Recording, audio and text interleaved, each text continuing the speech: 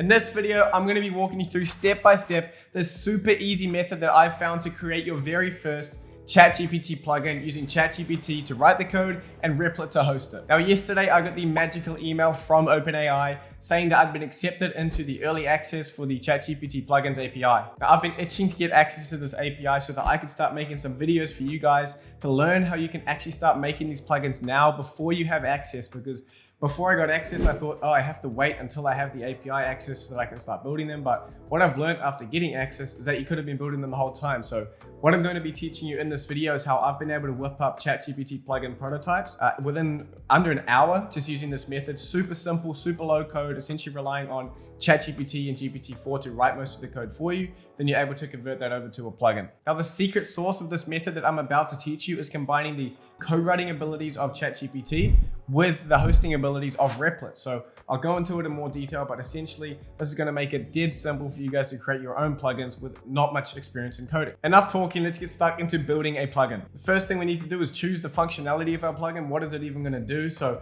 I've actually asked GPT-4 here for a couple ideas, and it came up with a currency converter idea, which I thought would be pretty cool, pretty basic, just to show you within the scope of this video. So we're going to be building a ChatGPT plugin that allows you to ask for a currency conversion between the two currencies at the current market rate. Now, the first step to building these quick gimmicky plugins just to get your feet wet is to find some sort of cheap or freely available API that's going to provide a data source to your application. Now, there's a couple key components to building a ChatGPT plugin that you're going to need to understand before we get into this. So I'll run over this quickly now. Step one is to build an application. So for example, you might write a Python script that's able to scrape a web page and return some kind of elements within that web page. So that's the core functionality of the script or of this app. Then you need to create an API endpoint that essentially wraps around that functionality that you've built and allows you to call it from other computers and for ChatGPT to call it. Then you need to create what's called a manifest file, which is essentially a bunch of information that you give to ChatGPT so it understands what your app does and sort of the details about it. Then you need a document which explains the APIs that you've set up. And then finally, you need to deploy all of it and host it in a server so that ChatGPT can call it and access that information whenever it needs it. Now, don't worry, I'm going to be walking you through step by step on how you make these, what each of them mean.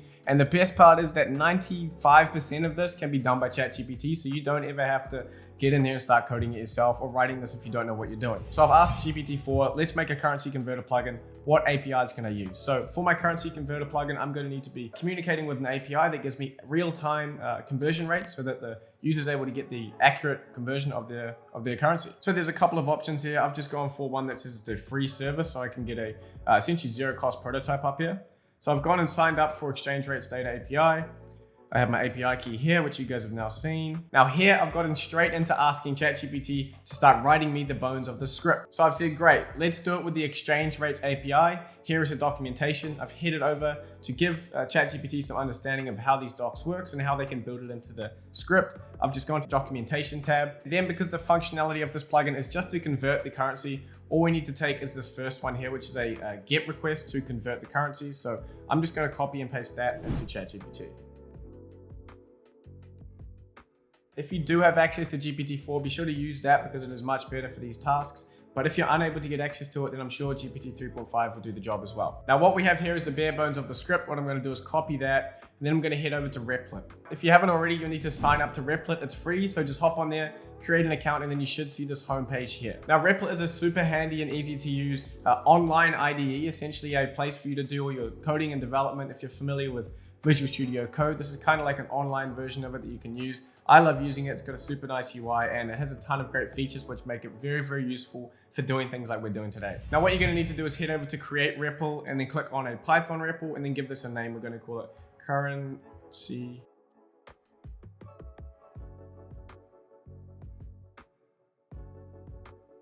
Once you create a REPL, the file that's going to automatically be made is called your main.py.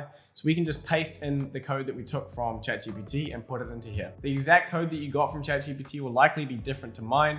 So if you want to actually steal my exact code, then you can head over to the description, which is going to be a link to clone this REPL. So you're going to be able to essentially copy the exact same code and follow along with me if that's how you want to do it. Okay guys, now I'm just going over this code in here. So taking a look at it, it seems like already we've got a slight issue here, which is it's asking for an API key as a parameter. We need to sort of bake in my own API key here so we can delete that. We can delete this as well. And then over here, you see we have a secrets menu. If you do have any API keys before your application, which you likely do, what you need to do is head down to this tools section, click on the secret side, and you can say, which is this, what is this for? Exchange rates data API. So then you can give it a name. I've just given it ERD API key and then put in my value. Then I've added the new secret there. And then what you can do is just click this insert button here and then click this as well. And then it's very quickly gone in there. So you can take this back and head down here. And then this is how you set up your API key for basically any application. So once you have this set up, you've added the import, then you can now just put in my secret here. So this is the one sort of bit of code you're going to need to be able to navigate through, but essentially you need to get your API key hard coded into this app because you're the one who's going to be paying the bills. Now I've just done a little bit of code cleanup at the bottom, just taking away print statements because we're not going to need those because ChatGPT is doing the interaction for us. But once you have this app, essentially we've done part one now, which is get the app and build the functionality. Then we need to set up the API endpoints that are going to allow ChatGPT to interact with our application. So API endpoints are essentially little phone numbers that ChatGPT is going to be able to call for certain services. Then it's going to send the information back based on the user's query. Once you have this core functionality, then you can head back to ChatGPT. Now, all of these prompts that I'm using in this video are going to be available in a full guide that's going to be in the description. So be sure to head down there if you need any help with the kind of prompts that I'm using, because there is a little bit of technical side of things that you do need to know to write the prompts correctly. But I've said, here is the app. Then I've pasted in the application that we've just created in Replit. And then at the bottom, I've said, I now need an API endpoint created for the get exchange rate function and a web server created. And then what it gives us back is a different version of the application, but this time it's taken that core functionality, which is the get exchange rate from the API, and it's wrapped it in a convert currency function, which is going to essentially take the information that the user is actually giving to us and then insert that into the function and then give us the final result back. So again, we can copy and paste this whole thing and we can just pop it back in there. Now, just in case you're completely lost, this is the function that's getting the exchange rate from the API. So this is us saying, okay, we want this currency and this currency. Please tell us what the exchange rate is. It sends it to the currency conversion API, and it'll give us back the rates for those two currencies. And then once we have what the user is looking for, we're able to put it into that function that we made initially, which is the get exchange rate, and then it's going to return the converted amount. And then we send that back to ChatGPT to package up and give to the user. So now we've ticked off step one, which is to create the app functionality. Step two is to create some sort of API endpoint that allows us to interact with that functionality. Now, step three, we need to make the manifest file. And now again, the best part about building these is that we can just copy our code, take it back to ChatGPT and ask it to write one for us. So again, I'll be giving all of the prompts for this in a document in the description. So don't freak out if you see me typing these prompts. They are going to be available and you just need to insert your code in there. So what I've done is asked, write me a manifest file for my app. Here is the code, and I've pasted in the code. And then I say end of code to make sure it knows I've stopped. And then I've asked, here is the documentation for the manifest file and an example. So I've gone over to the OpenAI documentation and I've gone to the plugin manifest. I'm just going to copy all of the documentation here so that it knows what we want from it and then paste it in below. So now that we've written our manifest file, we can copy the code and head back to Replit, and then we need to add a new file and we call it ai-plugin.json. And then here we can just paste our manifest file. There are some restrictions of the characters on these JSON files, so I think it's best just to delete the underscores or any dashes that are on the name for the model, because I've had issues with that before. So just make sure this is a clean string with no special characters in it. And now that we've done that, the next file that we need to do is our OpenAPI definition, which essentially explains what our API does and how the ChatGPT can interact with it. So again, the beauty of this is that we can just copy and paste this documentation in and ask ChatGPT to look at our application and write one for us.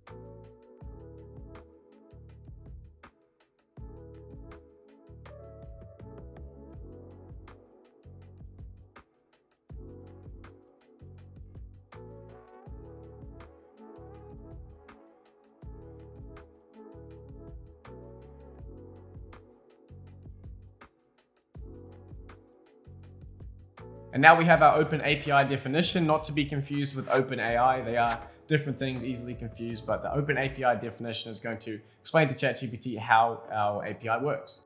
And then again, we're going to copy that and head back over to the file section here and add a new file. It's called openapi.yaml. Open this file up and paste it in.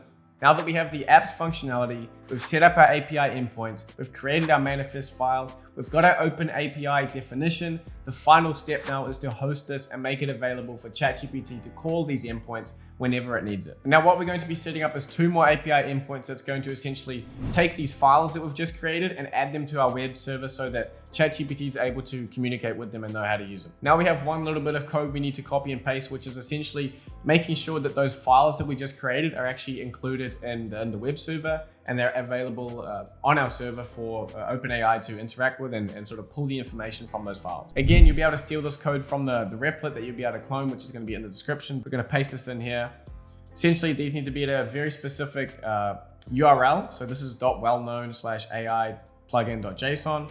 And then the same here, but this is for each of these files. So you'll see that the file names here match up to the file names there that we have. So we have AI plugin.json. Then we also need to import send from directory up here. Then one more little thing we need to do to make sure that this all works properly is to come over to your shell, which is available in the bottom left down here if you haven't already got one open on the right, but click on the shell and then go pip install waitress. Now this is just a different type of web server that's more suited for production, which is what we're looking to get towards rather than just a very basic development server. We've installed waitress successfully, so now you need to go from waitress import serve, and then head down to the bottom where it says if name equals main, which is essentially what's going to run this application, and then head down and add in this line of code, which is serve and then app host and port. So you just need to copy and paste this again from the REPL. Again, you're going to be able to get this code from the REPL in the description, so you can just paste this in here. Then you have everything set up and ready to go. You can hit the run button at the top, and as you can see on the right here, it's actually spun up a little web browser to show that our server is actually running and people are going to be able to start interacting with our application now. So even though it says not found and it says there's an issue, this is just because we haven't set up a home page essentially. So what we have set up though are these routes here. So we have /convert, and then we have /wellknown AI plugin.json. These are where our files are stored. So essentially people can come to, or ChatGPT can come to the URL, which is /convert, and then it's going to provide all the information we need. We're going to take it in, process it, and then send it back to them. But what you want to get from this once it's running is the URL, so you can copy this. And now I like to put it in here just so I'm 100% clear on what these routes are. Now that we have this URL, we then need to go back into all of our files and update this URL as essentially where ChatGPT is going to be sending all of its mail. What you can do for this is actually head down to this, the OpenAPI one that we have here, which is the second one down, and actually just copy this whole thing and then head back to the file. And this is essentially showing it where we need to go for this file. Make sure it has the domain for your REPL, then /wellknown, and then /openapi.yaml. And then for the other ones, you can leave for now. Next, you need to go over to the openapi.yaml and do the same thing. So we go to the domain, you can paste this in, but all you need for this is up to the .co. So you can take that off and leave that there. Make sure there's no other mentions of it. Go down, and then we're all done. Now that you have all of this done, you've completed all of the 5 steps. You have a server that's up and running with your functionality ready to be talked to. Now comes the step of actually integrating it with ChatGPT, which unless you have the plugins, which you may not have it at this current time, hopefully you do, but now you need to go over to the plugin store, develop your own plugin, and then click My Manifest is ready. Now this is ChatGPT trying to fetch those files that we've put on into our web server that contain the manifest and the OpenAI definition. So what we need to do is provide it with the base link to our application, which can be found here. Also what we've put in this. You can head back and paste that in. And then amazingly, it looks like we've had no issues with the manifest or the OpenAPI spec, which is nothing like my first attempt. So we're doing good here, but basically this is a double check that everything is there that it needs. Then we're able to go next, install for me, continue, install plugin.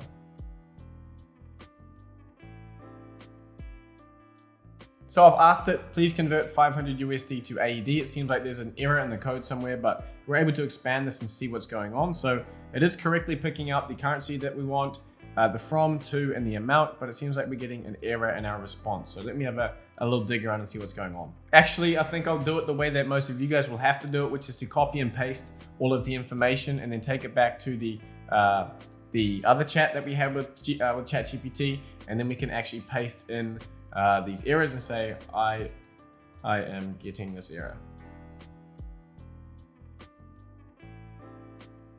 Now this has given me some good insights on what may be going wrong here. Now this is the kind of exercises you guys will need to be doing to make these applications. Things do go wrong, but this thing will always be here to help you out. So you need to start to learn how you can use this to essentially debug your own code. So I think what this is coming down to is how we're actually digging through and finding the result of this conversion. So if I head back over to the exchange rates API and I head down to what this kind of response looks like, so it returns a date, historical, info, query, result. So there shouldn't actually be a second result called here. So what we're trying to do is essentially find a second result inside that. So if I go back, again, I'll do it the way that you guys will be doing it. So if we copy the expected response from this bot, and then we head back, here is the response format from the API.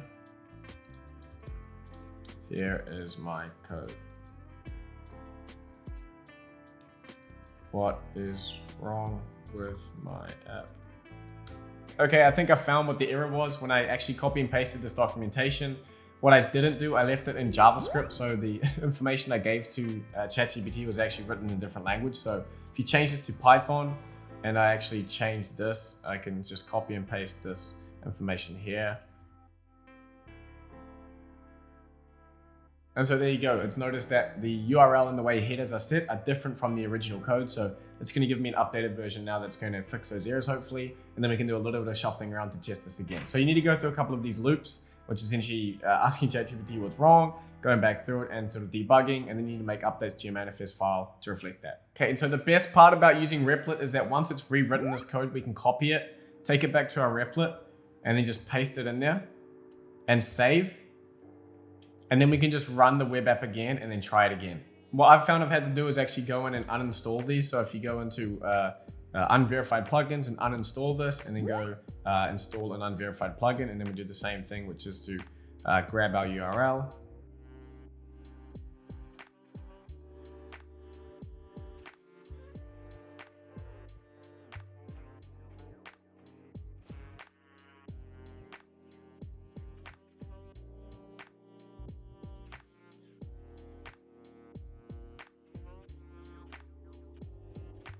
And here we have it, an answer to our question using our ChatGPT plugin that we've made in just a few minutes. Please convert $500 to AED, which is what we use here in Dubai. As of the latest exchange rate, it is 1,836 dirhams. So there you have it. We have built this in a matter of minutes for you guys, probably. It's only been about an hour for me. So if you're familiar with using ChatGPT and you can start to play around with this and learn to debug your own code, then this is a very, very viable way for you guys to start spinning up prototypes for any ideas you have. Now, obviously, this is super basic, but I think the point of this video is to show you how to get your feet wet, and I think you will be amazed by just how far you can get with building these things without any coding experience. Now, I know there was a little bit of technical stuff in there that I showed you, but you need to sort of establish, if you're going to learn any skill and you want to develop these things, make it the skill of being able to essentially develop with ChatGPT as your assistant. So you need to learn how to go back and forth and learn enough about the code to be able to get answers out of it from ChatGPT and fix your own problems. Now, if you're interested in building some plugins for yourself, I have a video on 10 plugin ideas that I've created, and I think that you guys could get a really good business built out of. So be sure to check that out. It'll be in the description, and I'll also put it up here, but it's a very good video with lots of ideas if you want to get started on those now. Now, if you're looking to get into a community where people are talking about building these, I'm in there explaining what I'm working on. We're going back and forth about different plugins and how we can build them. Be sure to join my Discord community. The link will be in the description.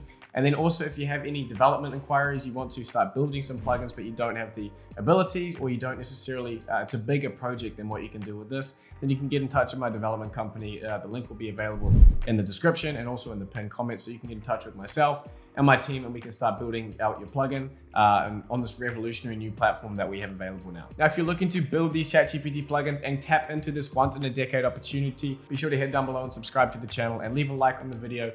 If you've enjoyed it, would mean the world to me. So that's all for today. Thank you guys so much for watching, and I'll see you next time.